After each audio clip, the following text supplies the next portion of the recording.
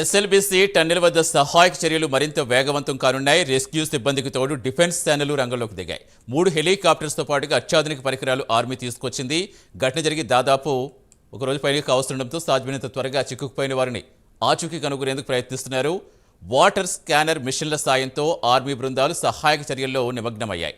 మరోవైపు టన్నెల్లో ఆటంకంగా మారిన బురద నీటిని అత్యాధునిక టెక్నాలజీ సాయంతో అధికారులు బయటకు పంపిస్తున్నారు. టన్నెల్ లోపల బోరింగ్ మిషన్ ధ్వంసమైనట్టుగా రెస్క్యూ టీమ్స్ గుర్తించాయి.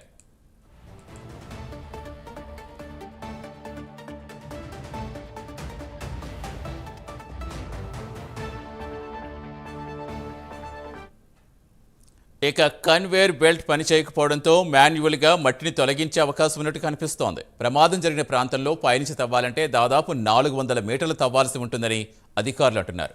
ఒకవేళ ప్రమాదం జరిగి ప్రాంతానికి పక్క నుంచి మాన్యువల్గా తవ్వడం మొదలు పెడితే గుట్ట పూర్తిగా పడిపోయే అవకాశం ఉంది.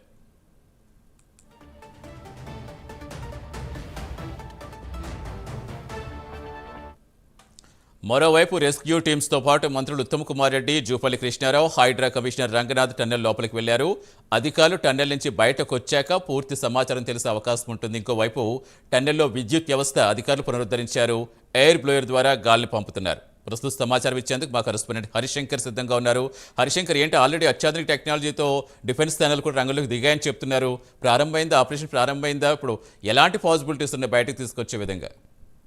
సతీష్, ఉదయం నుంచి కూడా ఏదైతే నిన్న ప్రమాదం జరిగినటువంటి ఎస్ఎల్బీసీ వద్ద ఉన్నటువంటి ప్రమాదంలో చిక్కున్న 8 మంది ఏదైతే కార్మికులు వాళ్ళని కాపాడే ప్రయత్నం అయితే కొనసాగుతుంది. దీనికి సంబంధించి రెస్క్యూ టీం కూడా పెద్ద ఎత్తున కూడా పనిచేస్తున్న నేపథ్యంలోనే కొద్దిసేపటి కిందటనే దానికి సంబంధించి ఎయిర్ బ్లోస్ ద్వారా ఆక్సిజన్ పంపిస్తున్నారు. అదేవిధంగా ఎలక్ట్రిసిటీని కూడా పునరుద్ధరించడం జరిగింది. అయితే అక్కడ ఉన్నటువంటి పరిస్థితుల నేపథ్యంలో వారి ఆచూకైతే ప్రశాంత్ దొరకలేదని చెప్తున్నటువంటి పరిస్థితి ఉంది. ముఖ్యంగా దీనికి సంబంధించి ఉదయం నుంచి కూడా మంత్రులు జూపల్లి కృష్ణారావుతో పాటు ఉత్తమ్ కుమార్ రెడ్డి, అదేవిధంగా ఏదైతే స్థానిక ఎమ్మెల్యే చిక్కుడు వంశీకృష్ణ కూడా ఈ యొక్క ఆపరేషన్ లో పాల్గొంటున్నారు. ఇండియన్ నేవీకి సంబంధించి, అదేవిధంగా ఇండియన్ ఆర్మీతో పాటు ఎన్డీఆర్ఎఫ్ బృందాలు, అదేవిధంగా హైడ్రా బృందం అంతా కూడా వాటి కోసం గాలింపు చర్యలు చేపడుతున్నారు. ఉదయం నుంచి కూడా నిన్న నైట్ అంతా కూడా వాళ్ళంతా కూడా ఆపరేషన్ లో పాల్గొన్న తర్వాత ఉదయం 4 తిరిగి వచ్చారు. అప్పటి నుంచి కూడా వాళ్ళంతా అప్పటికి ఉన్నటువంటి టెక్నాలజీతో పాటు వాళ్ళు వెతకడం జరిగింది. అక్కడ ఉన్నటువంటి పరిస్థితుల నేపథ్యంలోనే కొద్దిసేపటి క్రితమే ఆ లోపల ఉన్నటువంటి పరిస్థితిని సమీక్షించేందుకు కూడా ఇటు మంత్రులతో పాటు అధికారులతో కూడా లోపలికి వెళ్లారు. అయితే వారు బయటకు వస్తే తప్ప ఎటువంటి సమాచారం అందే పరిస్థితి లేదు. ముఖ్యంగా 8 మందిని కాపాడే ప్రయత్నంలో మాత్రం దాదాపు 36 గంటల వరకు కూడా వాళ్ళంతా రెస్క్యూ టీం అంతా కూడా పనిచేస్తున్న నేపథ్యంలోనే ఒక్కసారిగా వాళ్ళ కుటుంబాల్లో మాత్రం ఆందోళన వ్యక్తమవుతుంది. మరికొద్ది సేపట్లో మంత్రులు బయటకు వచ్చి ప్రెస్ మీట్ నిర్వహించే అవకాశాలు కనిపిస్తున్నాయి.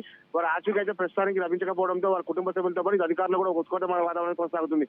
ముఖ్యంగా 14 కిలోమీటర్ల వరకు ఉన్నటువంటి టన్నెల్లో 10 కిలోమీటర్ల వరకు లోపలికి వెళ్ళిన తర్వాత అక్కడ బురద మరియు అదైతే నీరు ఉన్న నేపథ్యంలో వాటిని కాపాడే స్థితి కనబడటం లేదు. అయితే దీనికి సంబంధించి 4 గంటల మీద బురద నీరు తీరుకుపోయిందో మాన్యువల్ గా దాన్ని క్లియర్ చేస్తే మాత్రం ఖచ్చితంగా గుట్ట కింద పడే అవకాశం ఉన్న నేపథ్యంలోనే అది భారీ ప్రమాదానికి సంభవించే అవకాశం ఉందని కూడా అధికారులు ఒకవైపు అంచనా వేస్తారు. దీనికి సంబంధించి ముఖ్యమంత్రి రేవంత్ రెడ్డి ఎప్పటికప్పుడు సమీక్ష అయితే నిర్వహిస్తారు. ఎక్కడికక్కడ ఖచ్చితంగా గాలింపు చర్య అయితే ముమ్మరం చేయాలని చెప్తున్నారు. ఎందుకంటే ఇతర రాష్ట్రాలకు సంబంధించిన కార్మికులు ఇద్దరు ఇంజనీర్లు ఉన్న నేపథ్యంలో వారిని ఖచ్చితంగా కాపాడాలని చెప్పి ఇప్పటికే అధిష్టానం కాంగ్రెస్ పార్టీ రాష్ట్ర స్థాయిలో రాష్ట్రంలో అధికారంలో కాంగ్రెస్ పార్టీ కూడా డిక్లేర్ చేసిన నేపథ్యంలో ఒకవైపు బీజేపీ కేంద్రం నుంచి కూడా ప్రెజర్ చేస్తుంది.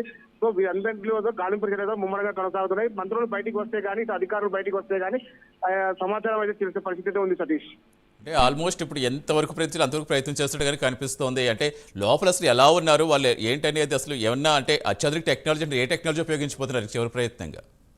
అదే చివరి ప్రయత్నంగా ఇప్పటికైతే ఎలక్ట్రిసిటీని పునరుద్ధరించారు. అదే విధంగా అక్కడ ఉన్నటువంటి లోపలికి వెళ్ళాలంటే ఆక్సిజన్ అందడం లేదు కాబట్టి దానికి సంబంధించిన ఆక్సిజన్ బ్లోయర్స్ ద్వారా కూడా ఆక్సిజన్ అందించిన సిచ్యువేషన్ కొనసాగుంది. మొత్తంగా బురదను క్లియర్ చేయాలంటే ఎటువంటి పరికరాలు ఉపయోగించే పరిస్థితి ఉంది. ఎందుకంటే అంత పెద్ద స్థాయిలో దాన్ని చేయాలంటే టెక్నాలజీ ప్రకారంగా కావచ్చు, అదేవిధంగా మ్యాన్ పవర్ కూడా సరిపోవడం లేదు. సో దీన్ని ఒక మనిషి ద్వారానే క్లియర్ చేయాలంటే చాలా సమయం పట్టే అవకాశం లేకపోతే దానికి తగ్గట్టుగానే వాళ్ళు అంచనాలు వేస్తున్నారు. ముఖ్యంగా బురదను మొత్తం క్లియర్ చేయాలంటే మాత్రం చాలా సమయం పట్టే అవకాశాలని చెప్పి వైపు అధికారులు అయితే చెప్తున్నప్పటికీ దాదాపు ఇప్పటికీ 48 గంటలు పూర్తయ్యే అవకాశాలు ఉన్న నేపథ్యంలో ఇప్పటిదాకా అయితే వాళ్ళ ఆచూకీ అయితే కనిపించే సిచ్యువేషన్ ఉంది. మొత్తంగా వీరిని కాపాడే ప్రయత్నంలో ఎంత టెక్నాలజీ వాడాలో అంత టెక్నాలజీ అయితే ప్రస్తుతం వాడుతున్నారు.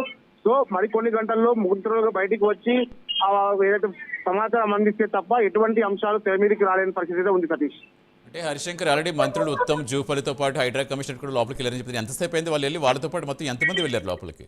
అయితే ఉదయం హెలికాప్టర్ ద్వారా ఇటు జూపల్లి కృష్ణారావుతో పాటు మంత్రి ఉత్తమ్ కుమార్ రెడ్డి కూడా ఏదైతే ఎస్ఎల్బీసీ వద్దకు చేరుకున్నారో హెలికాప్టర్ ద్వారా ఉదయం 10 గంటల నుంచి కూడా వాళ్ళంతా రిస్క్ ఆపరేషన్ లో పాల్గొనడానికి సిద్ధమయ్యారు. ఫస్ట్ ముందుగా వచ్చిన తర్వాత ఇక్కడ అధికారులతో సమీక్ష సమావేశం అయితే నిర్వహించారు. ఏ విధంగా లోపలికి వెళ్ళాలి, ఏ టెక్నాలజీ వాడి అక్కడ ఉండడానికి కాపాడే ప్రయత్నం చేయాలనే అంశంపై కూడా వాళ్ళంతా సుదీర్ఘ చర్చలు చేశారు.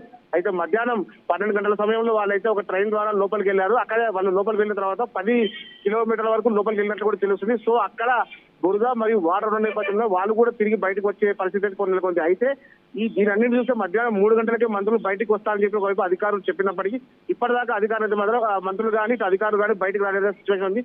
మొత్తంగా మరికొన్ని గంటల్లో వాళ్ళు బయటకు వచ్చి లోపల జరిగిన విషయాన్నంతా కూడా వాళ్ళకి చెప్పే అవకాశం అయితే కనిపిస్తుంది. Right, thank you Harishankar.